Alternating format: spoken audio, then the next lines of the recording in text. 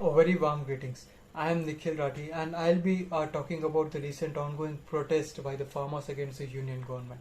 The key demand of farmers participating in the Delhi Chalo March is to compel the union government to provide a legal guarantee for minimum support price based on the Swaminathan Commission formula. MSP is the lowest price set by the government for purchasing crops from farmers. The government declares these rates each season to guarantee fair prices for farmers, promoting increased investment and production. The Commission for Agricultural Cost and Prices CACP calculates three types of production cost for every crop both at the state and all India average levels. There are majorly two components: A2, which covers all payout costs directly incurred by the farmer in cash and all kind of seeds, fertilizer, pesticides, hired labor, leased in land, fuel, irrigation, etc. The second component FL, this includes A2 plus an imputed value of unpaid family labor. CACP consists of A2 plus FL as the cost of production and sets MSP at 1.5 times of it. The National Commission of Farmers, chaired by agricultural scientist MS Swaminathan, submitted a report to government suggesting that solution to the farm crisis was to provide remunerative prices to the farmer. The commission recommended that MSP should be 1.5 times the farmer's input cost.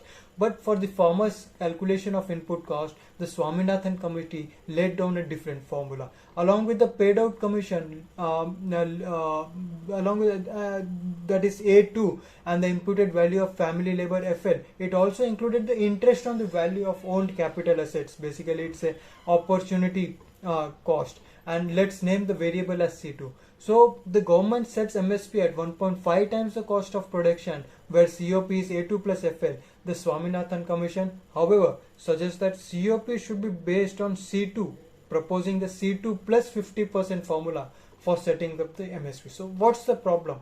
A law guaranteeing MSP for all crops produced in the country, as protesting farmers are demanding, would mean a burden of 40 lakh crore on the exchequer, that is Government of India. This is just short of the entire expenditure budget of 45 lakh crore in upcoming financial year. Such a guarantee just on the presently MSP mandated crops would itself mean a payout of nearly 10 lakh crore, which is equivalent to entire capital expenditure budget of central government in the forthcoming financial year.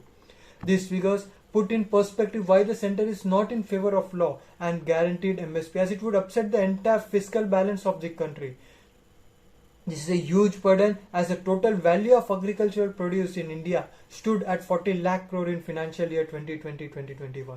If MSP guarantee laws were to be bought, the centre would be looking at an expenditure of at least 10 lakh crore annually, which is almost equivalent to expenditure of 11.11 lakh crore this government has set aside for capital infrastructure in the recent interim budget.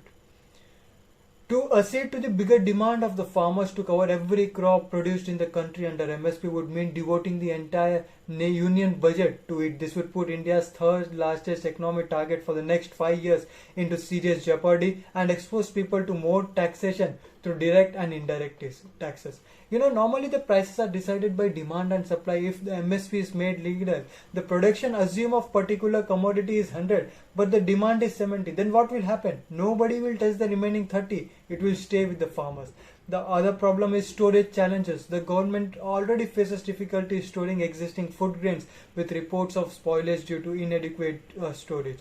And despite surplus production of food grains, India is still at the 100th spot on the hunger index. While food grain production has gone up, storage capacity at different levels had terribly lagged behind granaries. Our overflowing grain is rotting at time because yet again there is no storage space. So the question, if the government procures all the crops at MSP, how will the government store these grains for this? The arguments, the counter arguments which are given by the farmers, where farmers argue that cost of implementing MSP is not as high as the government claims. They point out that a significant portion of crops doesn't reach the market and the private sector already procures a substantial amount at lower prices. With a guaranteed MSP, they believe the private sector will be forced to offer higher prices to compete.